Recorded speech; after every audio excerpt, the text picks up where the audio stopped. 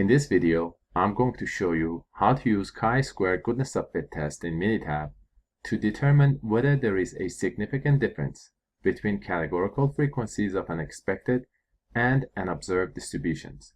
In other words, how well a theoretical distribution can explain an observed distribution categorically.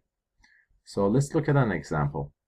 So suppose a new blood pressure medicine was discovered, and we want to test its effectiveness on hypertension patients against some standard blood pressure medication chart. And the chart breaks down this way.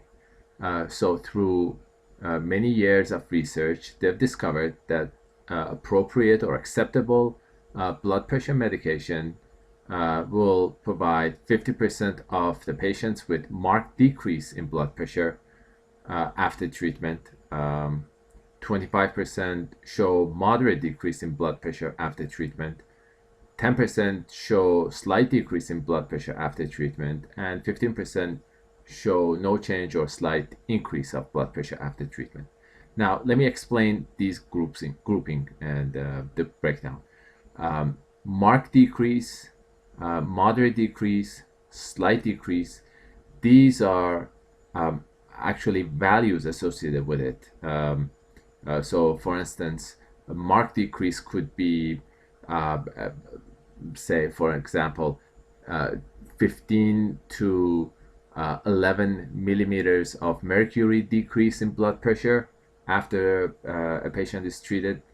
Moderate decrease could be from 10 to 6 millimeters of mercury in blood pressure decrease.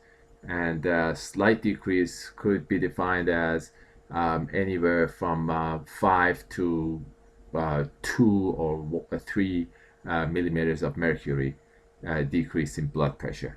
So let me scroll down a little bit so I can explain more. I basically transferred all the categories that we have here, right here, and the expected frequency that we have, which are these, I put them right here, and this is our count. So we had 200 patients, and this is what we counted. We basically saw 120 patients showed marked decrease in blood pressure, which was the definition that I don't know, but I was just using that example for you. 60 patients show moderate decrease in blood pressure, 10 patients show slight decrease in blood pressure, and 10 patients show no change or slight increase of blood pressure.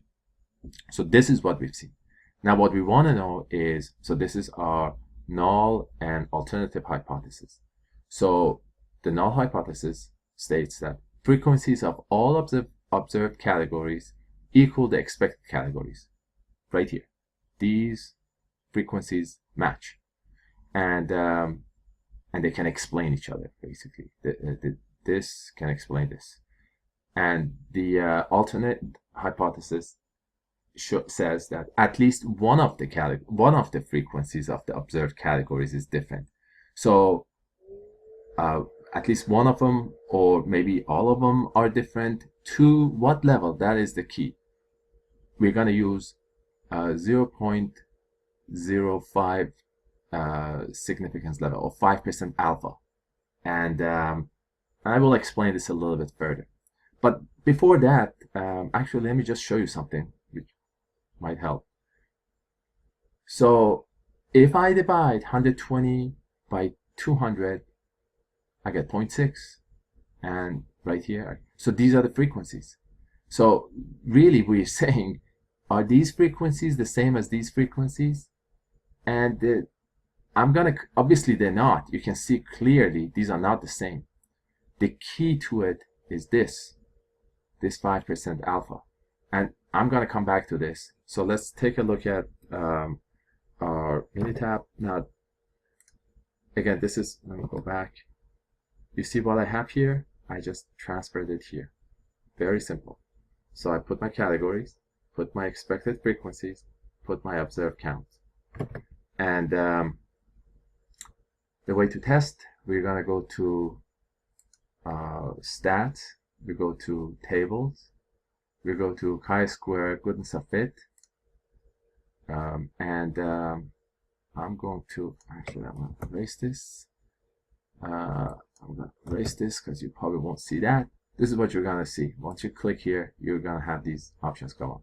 Now, on the observed count, it's right here, observed count. Very simple. You're going to click, double click here. And we're not looking for equal proportions, we're looking for specific proportions, which are right here. Specific proportions would be our expected frequency.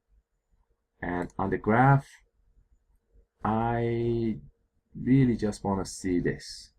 So I'll show you what that looks like. The other ones are not going to be helpful. Okay. And results, yes, we want to test the hypotheses, and we're going to hit OK. Boom. Okay. So let me just show you this. This is important. This is actually what we, let me see if I can do this. Yeah. Here we go.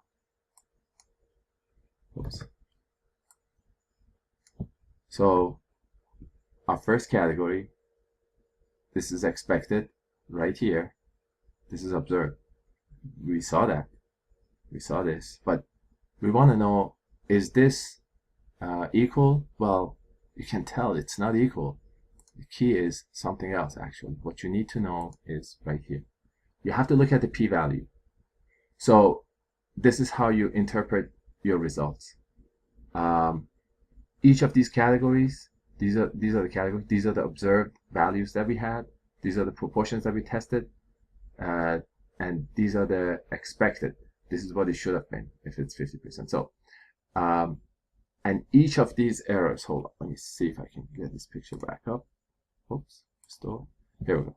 So each of these differences right here are right here. They're contributing to the chi-square. And the total value of chi-square that we get is 24.333, which means with the degrees of freedom of 3, because we have 4 categories. And when we calculate, when we look up the table, in your books you probably do, but in here, Minitab automatically calculates the degrees of freedom 1 minus the number of categories that you have. So you have 4 here, 4 minus 3, k minus 1, I'm sorry, 4 minus 3, k minus 1, or 4 minus 1 gives you 3, so that's our degrees of freedom. And the p-value we see is right here. So you might say, well, okay, so what does this mean? So this means that there is, we were looking for 5%. So this means that there is a significant difference between these two, what we observed, and what our expected frequency is. So that's for this hypothesis. But I want to dig a little bit more into this so you understand this better. So let's say, let me see, I have this here, I think, yeah. Suppose this was our observation. So the sum of these is the 200 patients, and suppose this is what we had looked for. So let's run through this test again with these observations. So we go back to, let me see, where am I? Oh, here we go. Tables, chi-square goodness of fit. That's not what I want. This is what I want now. It's a second count. This is an example. I just changed the numbers. The expected frequency is the same, everything same. Okay. Now look at this. There's still difference. There's still difference compared to before. But the key is it significant difference for us to consider these two distributions different? And let's look at the p-value here. And we can see actually right here. So each of those categories, they contributed this much to the chi-square. This is the value of chi-square. We have 4 categories, which gives us 3 degrees of freedom. And the p-value we have is 0.108. So even though visually, oops, let me see if that's, no, that's the first one. Oh, actually, let's keep it up here. This is the second example. Even though there is a difference here between these, just like here, it's less of it. You can see right here, there is less of it. So this is a very, very crude way of explaining this, but I just wanted to show you that you need to look at the p-value. and do not go visually as to whether or not these two distributions are the same. I hope this video was helpful. Thank you.